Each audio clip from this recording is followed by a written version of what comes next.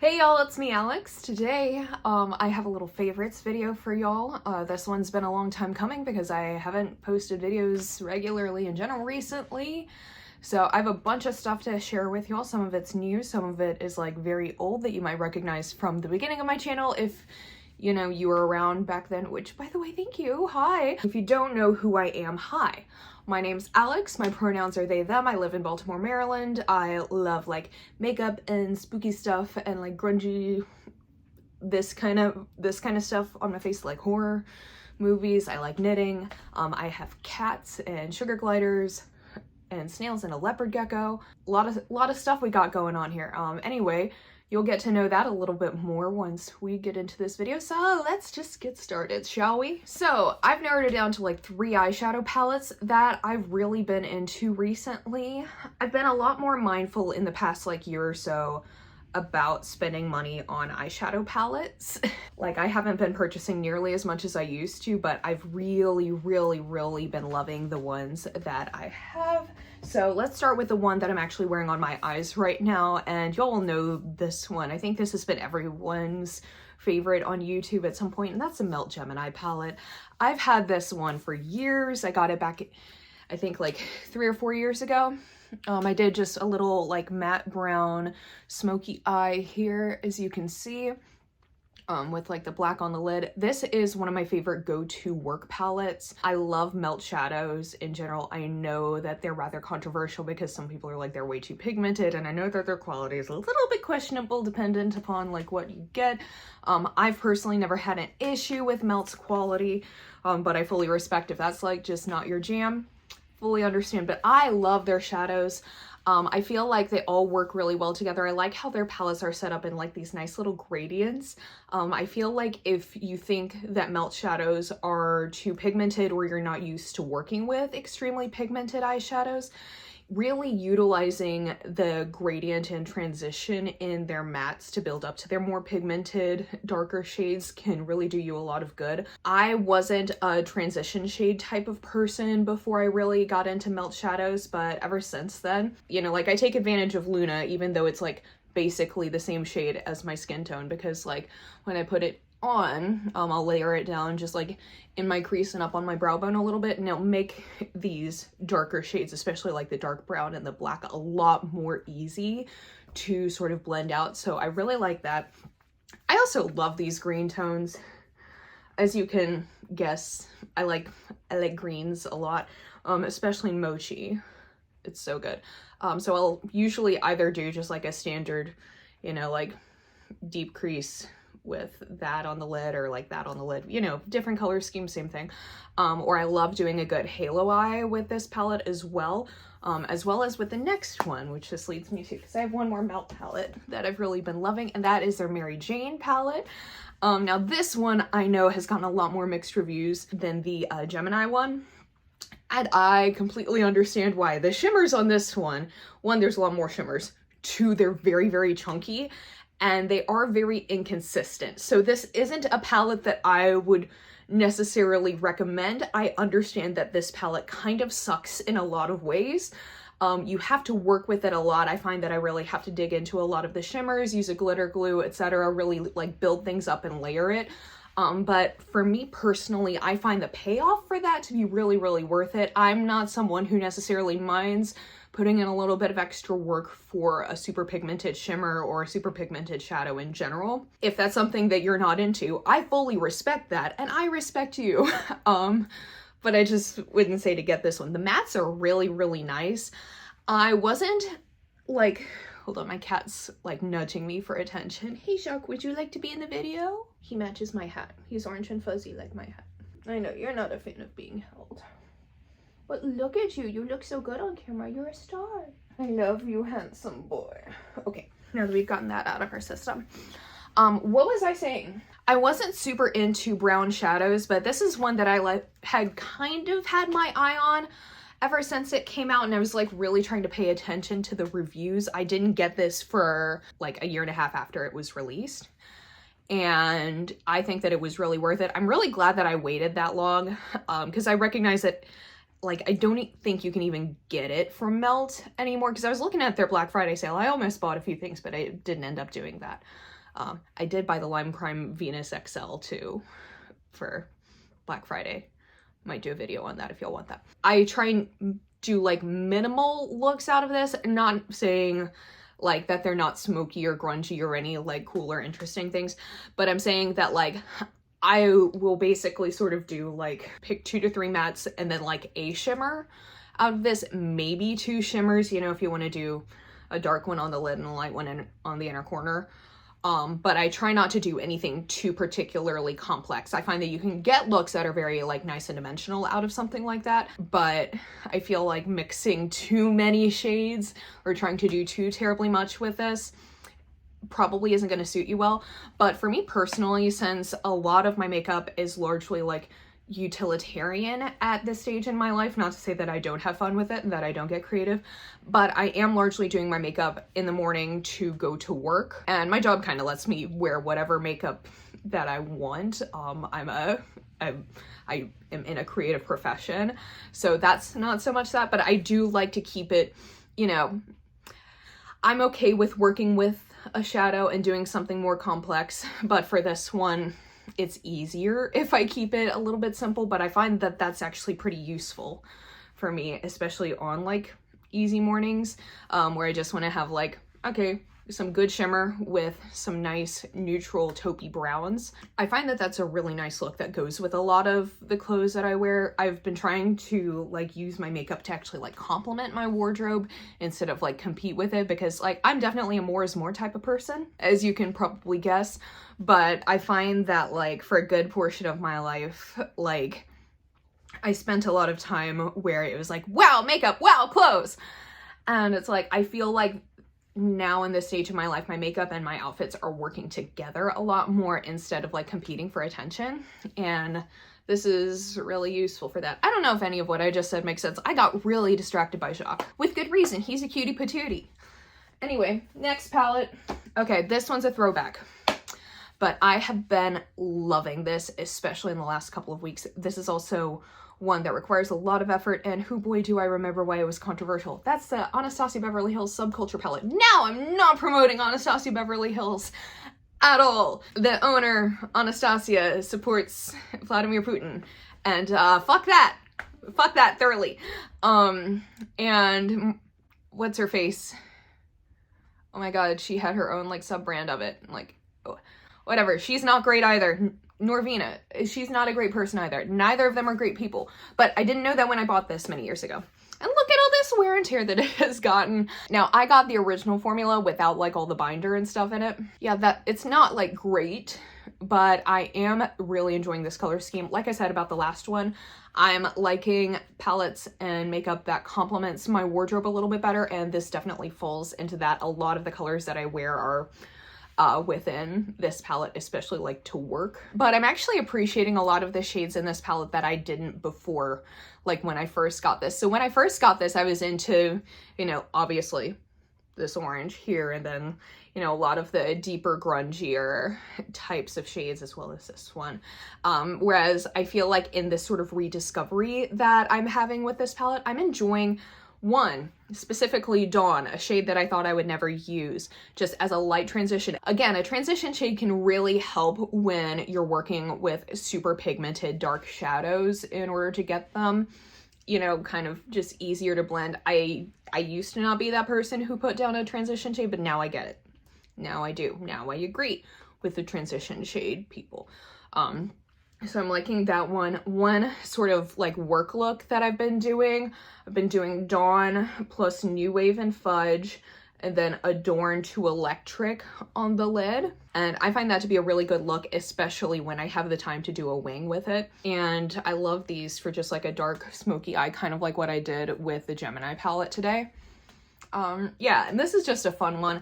I'm seriously considering, I'm not a big Project Pan person, it's never really worked out for me, but what if I was just like a hint delusional and told myself that I should Project Pan this palette specifically next year? Like, what if I did that? Would that be a cute journey? We're done with eyeshadow, let's talk base products. I never really bring up base products in my favorites videos because I find base products to be very boring, but I found a really good combination, and apparently it's the one that's hip on the TikToks. I I'm on TikTok, but I'm not on beauty TikTok all that much. But anyway, apparently this is a super hype product because my niece saw that I had this and she said that that's on her Christmas list. So this is the e.l.f. Halo Glow Liquid Filter. I have it in the shade, good question, shade 2 fair/light. I need to get a lighter shade for winter, but at least a ring light kind of. I love a good affordable base product because base products are super, super boring. To me, they're a means to an end. You know, they're a smooth out the skin and create a good base for applying like blush and highlight. It doesn't have to be anything fancy in order for me to enjoy it. I like something that looks natural, that looks glowy, that doesn't necessarily cover up like full coverage. I used to be a full coverage person. I am not anymore. I find skin texture and color like to be very interesting actually. Like I understand like that beauty standards are what they are, but I think that like, you know, fun eyeshadow and fun lipstick looks so much cooler when you do have, you know, when you do like let your skin's naturalness shine through a little more instead of trying to cover everything up, like keeping your freckles, even acne, wrinkles, texture, anything like that. Again, I understand why that like beauty standards are a thing, but I think that that also makes things more interesting when you have like skin and not like airbrushed skin. Anyway, that's a rant. I like this a lot. I got this over the summer and I haven't had to powder my face in literal years, like literally since college. I graduated college in like 2017. And that was about when I stopped powdering my face because I moved to New Jersey and that made my skin like dry beyond belief. And so it's been like 6 years. I got it, I wore it to Pride, sweated it off completely, even with my Urban Decay All Nighter setting spray, which I have stood by for years and basically the entire time I've really gotten into makeup since like for like a decade, you know. I decided, well, I don't want to go through too much to have to find like a nice setting powder, so I should just get the same one from like the collection. So this is the e.l.f. Halo Glow Translucent Setting Powder, and this is a really nice combination. I was really concerned that if I started using a setting powder on my face that it would make it look a lot more cakey, a lot less skin-like, and obviously as you can see, because this is a combination on my face right now, I'm not even wearing highlighter right now. And my skin looks like this, and it's really nice. I like this a lot. It lasts all day. I do need to buy more of my Urban Decay All Nighter because that I feel like provides like the perfect finish, but this does really good on its own. And I'm going to be very interested to see sort of how this combination plays throughout winter when my skin sort of gets extra dry. So we'll kind of see how that goes, but I'm really loving how my face has been looking recently with this. One other face product I'm not certain that you can like get anymore, but I got this little blush from Ioni Cosmetics. This is their Classic Horror Queens blush in Sea Rose. This is what I'm wearing today. I got this from the dollar store like a year ago, and it's actually really good. I'm not normally a matte blush type of person, but ever since I started using the Halo Glow, which is like really, really glowy, I kind of have been a bit more of one. And I think that this is really nice. It's definitely more on the warm tone side, so I don't always wear it with every look. Sometimes I go for a more pinky tone blush. But for a lot of the looks that I'm doing, like the ones today, like if I use my Gemini palette, I love using this blush with it. It's extremely pigmented, so you really don't need like a whole lot. I don't even know if they make this anymore because I got this part of their Halloween stuff, but the dollar store has some gems and it looks really nice. And a matte blush, I think, kind of helps to balance out if you're kind of afraid of the glow. And you want to try the e.l.f. Halo Glow, try it with like a matte blush because I don't need to wear a highlight with it in order to look like this. So try a matte blush. If you have this one, try that. It's good. Two lip products, one from Melt. Here's the one that I'm wearing right now. This is their lipstick in the shade Mum. This is from their old formulation. I haven't tried any of their like new ones. I think that they're about at the same level of matteness. If you don't like a matte lipstick, don't try anything from Melt. I have heard from people who don't really care for matte lipsticks that they kind of hate Melt's formula, and that's 100% fair. I love them. I like their formula for matte lipsticks because a lot of times, you know, when I'm wearing like a darker color or I want to wear a darker color lipstick, I'll go for a liquid lipstick because I'm still stuck in 2015 and I just kind of feel like it works better. I don't have to worry about it like smudging and smearing all over my face. But this is the One Bullet lipstick formula that I do trust to put on a dark color in and have it not get all over my face, so that's really nice. And this is actually the first one I ever got from them, and I adore this color. I feel like it's so autumnal, so pumpkin-y. I feel like it works with my skin tone really well. Like I can even just wear this with like minimal eye makeup and it'll look really good with my face, like help me just like look a little bit more put together throughout the day if I don't have a lot else going on, if I just do like my skin and brows. So yeah, it's a good one. Speaking of liquid lipsticks, the Lime Crime Velveteen in Cindy, this was a relatively recent one for me. I like pairing this with the Melt Mary Jane palette because this one is a little bit still on the warm tone side, but a little bit darker, a little bit brownier, a little bit rosier. Please tell me you could tell the difference when I'm showing you this. But this is really nice. I do like the Lime Crime Velveteen formula, and I like that Doe Deer doesn't make money from the brand anymore. I like that even more. So yeah, this one's a good one. I've been taking slightly better care of my hair. Y'all aren't gonna get to see a whole lot of it right now because it is in desperate need of a haircut, and that's happening tomorrow, but I wanted to get this video up like soon so I don't lose my momentum. So this is the extent of my hair that you're getting right now. But normally, because I just truly hate having to do anything with my hair beyond like getting it cut and then dyeing it. Like I hate having anything to do with my hair on a day-to-day basis. I'm very much just a shampoo and conditioner and maybe a touch of texturizing spray type of person. But I recently tried the Strawberry Leopard moisturizing hair mask for Vivid Color, and this has really helped extend the life of my hair color because I bleach and dye it myself, and I do it every like 6 weeks to 2 months, and I feel like it lasts all right. I use Sea Witch by Lime Crime in their unicorn hair, and I feel like it works pretty well, but I'm always looking for ways to extend that longevity, so I just do this about once a week. This is my second container of it, and it's really good. I feel like it helps with the shine, it helps my hair fade less.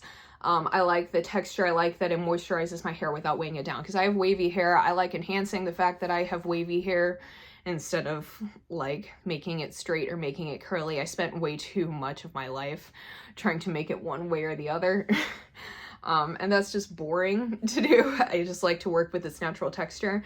So anything that can condition without like making it lose its oomph is really, really nice to me. Something I've been kind of obsessed with and I'm out of right now, aside from this little hand cream, is the scent Fall in Bloom from Bath & Body Works. I've gotten like multiple containers of this at this point, specifically in like their tube body cream, which like I don't like the packaging of that, but their body cream is like top notch. I love this scent. I can't tell, this is their hand cream, but it's like kind of fruity, kind of, I don't know, it smells like sweet leaves and I like that a lot. But I've already been through my giant tube of body cream and I want to get more of it because this is like my favorite scent ever right now. It's really good. Let's talk about non-beauty things. I have a list. So okay, let's do this. I made my cat run away. Hi. So video games. I've been playing Dead by Daylight. Y'all know I love Dead by Daylight. I'm a Claudette Morel stan and no one can ever take that away from me. She is the absolute best and I don't care what anyone says. I've also been playing Baldur's Gate because everyone has, and I am very, very into it. I only just got past like Act 1 because I play it with Casey and a couple of our friends, and so just, you know, we're all busy adults, and Baldur's Gate is like not our only video game that we all play, so it is very hard for us to like get together to actually play. But I've been enjoying it quite a bit. I play a tiefling rogue, and I feel very gender in that game. I'm currently working on romancing Will. I I'm a sucker for him. I haven't gotten that far in his storyline. I did learn from like the online forums that he's basically a Jonas brother. Like a 2000s Jonas brother when it comes to romance. But I don't care. I love him. Love him. Love Asterion. Not in like, here's my thing with him. Like, I enjoy him from a friendship angle, but I feel like just with the way that he's always trying to flirt, you know? That's just like his demeanor. So I don't know what to do about that. But I have been very much enjoying the game so much. Let's talk about TV shows. I've been watching a lot of 911 with Casey, and it is a show. It's actually pretty good. I like it a lot. I'm kind of addicted to it at the moment. It's created by like the same guy that did American Horror Story and Glee. So some of the shit is like absolutely wild. Yeah, don't expect everything to be like completely like plausible. And I jokingly like to call it Intrusive Thoughts, a TV show, because some of the accidents that they come in with the paramedics for are like, yeah, nightmares, like Final Destination level in my head. I've never seen a single Final Destination movie, and I don't plan to, because I get intrusive thoughts, and I know that that would exacerbate it. So I have to watch 911 when I'm in a good mood, and when I'm on my meds. But it is a genuinely very enjoyable show. Casey's cousin Daniel also got us into Demon Slayer, and I'm liking that a lot. I've been trying to get back into watching anime more because I've been drawing more. And the last time that I was drawing was when I was in like high school, and I found like, you know, going off of like anime and manga references to be very helpful for my drawing. So from an art style perspective, I enjoyed. I also like the plot. We also watched The Way of the House Husband on Netflix, and that was wonderful as well. That was a lot more lighthearted than Demon Slayer, but it's overall quite good. We saw the Five Nights at Freddy's movie on Halloween, and I didn't expect to love it as much as I did. I watched Markiplier play Five Nights at Freddy's in like my college era, but that's kind of like the extent that I knew of Five Nights at Freddy's. Like, aside from Dead by Daylight, I don't really play horror games for myself. I love horror movies. But I find that a lot of, especially like story-based horror games, I like Dead by Daylight because it's like, okay, each round is like 15 minutes, you know roughly what's gonna happen, but there's still enough like variables in there to kind of, you know, keep things new and interesting. I don't care much for like story-based horror games where you're gonna be spending a whole bunch of hours navigating through a big map and a big story where there might be random jump scares at any given moment. I'm not a fan of that. So I will watch other people play those games, but not play them for myself. So all that's to say, I've never played a Five Nights at Freddy's game, but the movie was really good. I love Josh Hutcherson, and I love Matthew Lillard. I really loved the little girl main character. I forget the kid's name because it's been a while since, it's been like a month since I've seen it. But it was really good. It was very enjoyable. I didn't expect to like it as much as I did, because I feel like 2023 has kind of sucked when it comes to horror, which I guess is fair because 2022 was extremely good. Hello, Shock. Bonjour, sweet boy. You just want to be in the film. You just want to be in the video. Yes, you do, baby. But I didn't expect to like it as much as I did, because 2023 wasn't very good for horror movies, because it was like between this and Scream 6 were the two that I actually enjoyed. And given what Searchlight? Spotlight? Whatever their production company did to Melissa Barrera for speaking out against genocide, fuck them. So I'm glad that I like Five Nights at Freddy's, so the way I could have something to support instead of, yeah, they really fuck that franchise. That's another thing. Music, let's see. Well, my Spotify Wrapped just came out. In case you're wondering if my music taste has changed since I was 13 years old, the answer is no. My top artists were Paramore, Hot Mulligan, Fall Out Boy, Stand Atlantic, and My Chemical Romance. I didn't expect My Chemical Romance to be as up high as they were, because like I knew that I'd listened to them more than I had like last year, but like I didn't realize it was that much. My top song was the same as my top song last year. and it's Equip Sunglasses by Hot Mulligan, but I think that's just because like when you go on to Spotify and you go to Hot Mulligan's page, that's like the first song that they recommend to you, and I go onto their page a lot because I find that they're good, but okay, I like to listen to their stuff when I'm driving for long distances. I find that they're especially good for that. But yeah, so those are my Spotify top 5 of the year as of what I've been listening to specifically recently. Of course, Hot Mulligan and Stan Atlantic. I've been listening to TX2 a lot.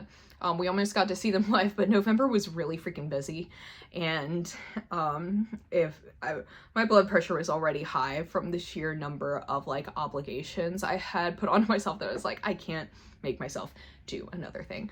But I've really been enjoying TX2 a lot. That's kind of my like morning commute music, which is, I work in a church. But yeah, and then of course Magnolia Park. That's all I've been kind of listening, and a little bit of Honey Revenge in there too. That's kind of been my current, yeah. I've been filming for like a half hour, and I feel like that's it. If you want to tell me like what your favorites are in the comments below, that would be really fun. And if you've made it this far, thank you so much for watching. Give this video a thumbs up if you liked it, subscribe if you want to see more videos from me. I'll see you on my next one. I hope y'all have a wonderful day. Bye!